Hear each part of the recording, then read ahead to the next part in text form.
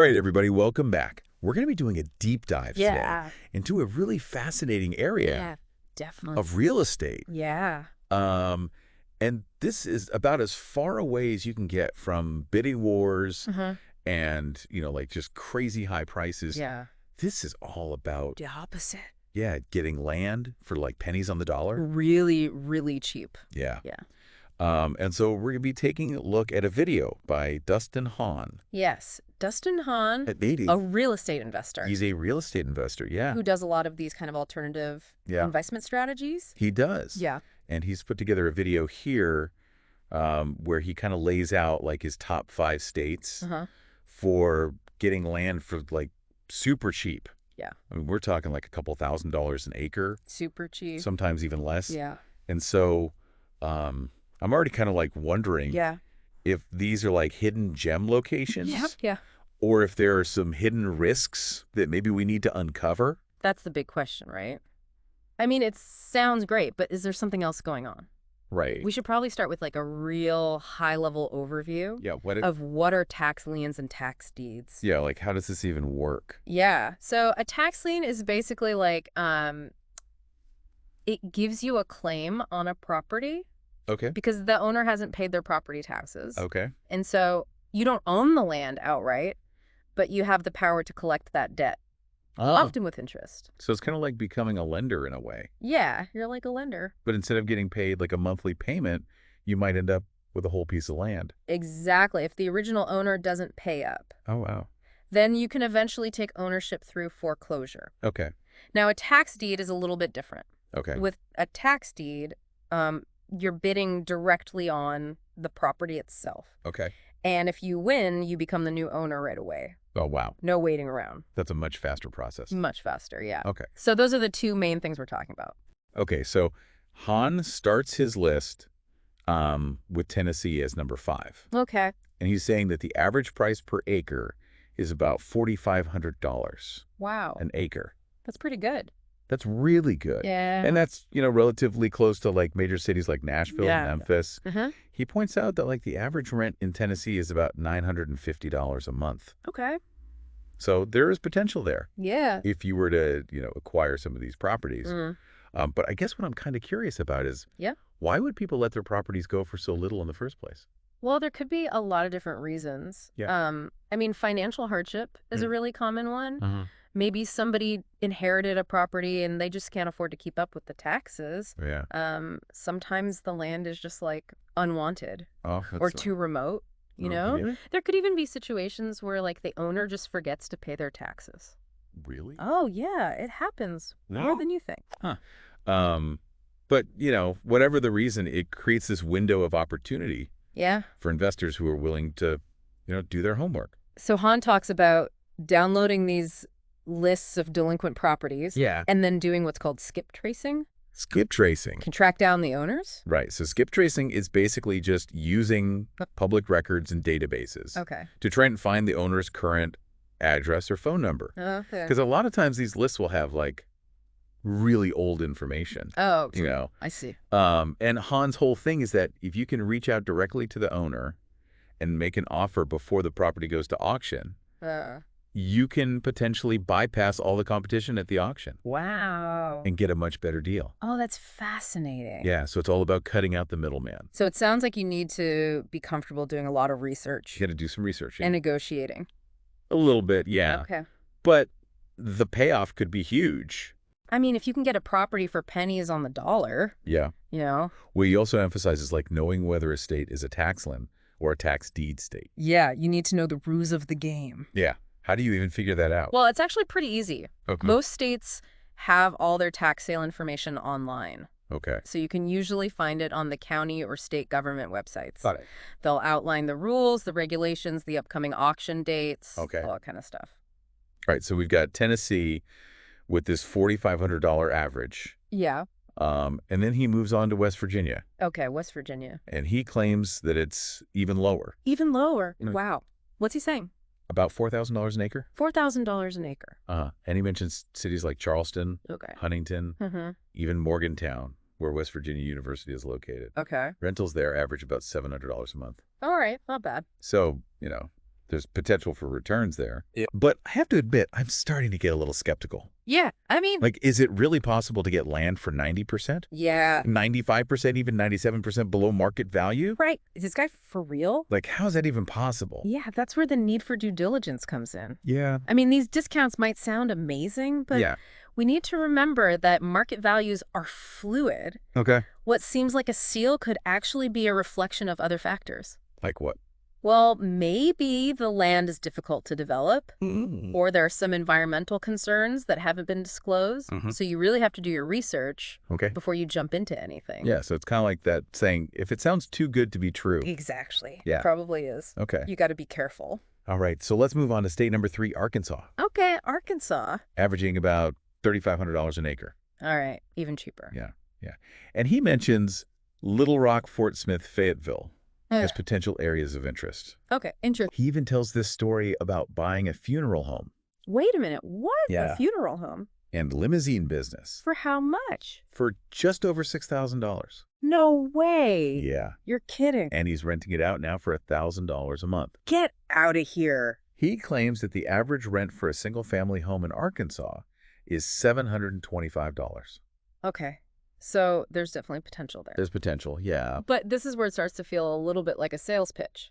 Yeah, I mean, it's clear that he's promoting his own expertise here, Uh-huh. right? We need to keep that in mind. Definitely. But even with that being said, there's still some valuable information here. Yeah. Like his advice about filtering those delinquent property lists, Uh-huh. that's helpful regardless of whether you work with him or not.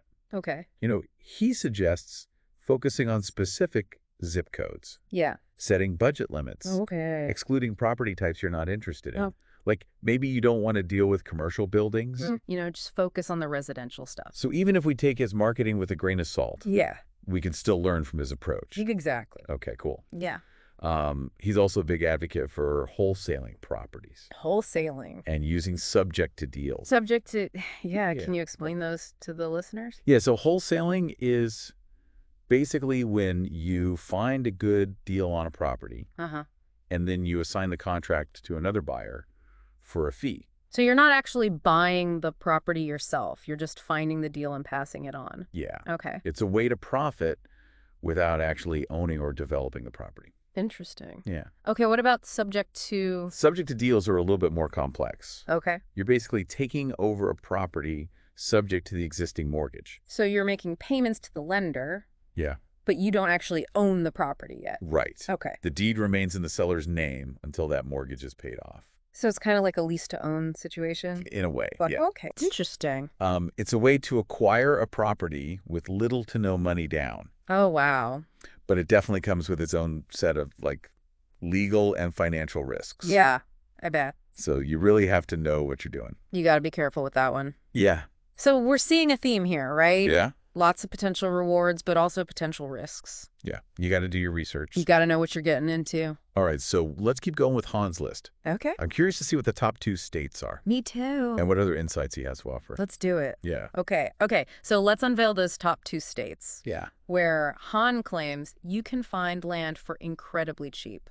All right. Coming in at number 2 Okay. is Mississippi, Mississippi, all right. with an average price per acre Yeah. of just $3,000. Wow, that's even lower than the others. Even lower, yeah. And he's talking about land near cities like Jackson, Gulfport, even a suburb of Memphis. Okay, so you're not talking about like the middle of nowhere. These are desirable areas. Yeah, he really emphasizes the rental potential there too. Okay. He's highlighting that the average rent in Mississippi is about $750 a month. All right, so you could definitely see a return on your investment. Yeah, but what I'm finding really interesting is his focus on like acquiring those properties Yeah. before they even hit the auction block. Yeah, that's a smart strategy. Like, how do you even do that? Well, that's where those delinquent property lists come in. Okay. He suggests getting your hands on both the tax sale list Okay. and the yearly list of delinquent properties. For the areas that you're interested in. Exactly. Okay. So you have like a wider pool of potential deals Got it. to investigate. Okay, so you're not just limited to what's being auctioned off. Exactly. You can kind of get ahead of the game. And he also encourages listeners to call the counties directly Yeah, that's a good tip. I could see how that would be really beneficial. You might uncover some off-market properties. Yeah. Or get some insider information that isn't publicly available. Right. Exactly. Wow, so it's really about being proactive. Yeah. And resourceful. Absolutely. He even suggests checking if there are properties sitting in inventory. Oh, wow. That you could buy directly from the county. Bypassing the auction altogether. Yeah. That's a great idea. So it's not just about attending these auctions and hoping for the best. No, you got to be more strategic than that. Yeah, it's about digging deeper. Yeah. Making connections. And finding those hidden opportunities. That others might miss. Yeah. Exactly. He uses a great analogy. Oh, yeah. What's that? He compares it to someone like walking up to a mountain. Okay. And claiming there's no gold. Just because they don't see it lying on the surface. Right. You got to put in the work. You got to dig. Yeah. You got to do some prospecting. To uncover those hidden gems. Exactly. All right, so now for the grand finale. Okay.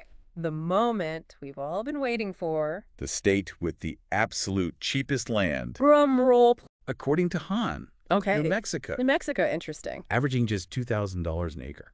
Wow. The land of enchantment. Right. Who knew it could also be the land of incredible real estate deals? Seriously. He's talking about locations near Albuquerque, Las Cruces Rio Rancho. Yeah. But I have to wonder, what's the catch? Right. Why is land so inexpensive in a state with such, diverse landscapes and cultural attractions? Like, is it a matter of supply and demand? Yeah. Are there hidden costs associated with developing the land in these areas? Yeah, good question. Or is it simply an overlooked opportunity? Yeah. That savvy investors can capitalize on? I mean, it's hard to say without doing more research. Yeah. But Han actually brings up an interesting point here. What's that? He talks about how banks, some of the biggest players in the investment world, often invest in tax liens, the money that people deposit with them. Right. And what do they pay you in return? A measly interest rate that barely keeps up with inflation. It makes you wonder if banks are seeing value in this market. Yeah. Why are so many individual investors overlooking it? That's a good point. Han's argument is that you can cut out the middleman and access those same potentially lucrative deals. But he's also realistic about the effort involved. Yeah. He stresses that success in this field, like any other, requires work persistence and a willingness to fight for those deals. You got to be hungry. Yeah. You got to go after it. He encourages listeners to call the counties. Yeah. Get those delinquent property lists and start doing their research. He's also a big advocate for learning how to do property valuations. Comps, yeah. This is essential for determining whether a property is truly a good deal. Right. Or just a cleverly disguised money put. Exactly. You don't want to get stuck with a lemon. No. You got to know what you're buying. He even reminds listeners to take advantage of his free book offer. Oh, yeah, the free. Which he claims provides a step-by-step guide to navigating the world of tax liens and deeds. Interesting. Now, we haven't read the book ourselves. Right. So we can't vouch for its quality. Of course. But it's worth noting that this is a common marketing tactic. Yeah, definitely. We always encourage listeners to do their own research. Absolutely. And evaluate any resource with a critical eye. Yeah. Don't just take someone's word for it. Yeah. Especially when they're trying to sell you something. It's easy to get swept up in the excitement of a potential get-rich-quick scheme. Yeah. You got to be careful out there. But it's essential to remember that there's no substitute for due diligence. Exactly. And careful planning. Han also offers a personalized strategy session. Oh, really? With his team. Okay. For those who want more tailored guidance. What does that involve? He claims they'll help you develop a custom 4-step plan. To jumpstart your tax liens and deed investing journey. Interesting. Again, we haven't experienced these sessions firsthand, so we can't comment on their effectiveness. Yeah. But it's important to be aware of the potential for upselling. Yeah. For in this industry. Transparency is key. Absolutely. We want to make sure listeners are equipped to make informed decisions. Right. Not just pressured into buying products or services they might not need. Exactly. So we've explored those top 5 states for finding cheap land through these tax lien and deed sales. Okay. And we've uncovered some of the strategies and resources that Han recommends. But before we wrap up this deep dive, Yeah. I think it's important to address the elephant in the room. You mean the potential downsides? Yeah, the risks. Sometimes things sound almost too good to be true. Yeah, for sure. So what questions should our listeners be asking themselves to make sure that this path is right for them? So we've talked about like the potential rewards But let's flip the script now. Okay. Let's get real about the risks. The downside. Yeah. What are some red flags our listeners should be watching out for? I think the biggest one, and we can't emphasize this enough, is the need for thorough due diligence. Yeah. Even if a property seems like an incredible steal, yeah, you need to do your own work yeah, before committing any funds. We've kind of touched on this before, right. But what does that actually look like in practice? Yeah. What specific steps should people be taking? So it's multi-layered. Okay. You need to understand the property's condition. Okay. Are there structural issues? Okay. Environmental concerns? Unpaid utility bills? Uh-huh. You also need to dig into any outstanding liens or encumbrances beyond the tax debt. So it's not just about the initial price tag. Right. It's about uncovering any hidden costs. Yeah. Those hidden costs can really sneak up on you. Yeah, that could quickly turn a profitable deal into a financial burden. Exactly. Yeah. And don't underestimate the importance of understanding local market trends. Yeah. Are we talking is the area experiencing growth or decline? Exactly. Okay.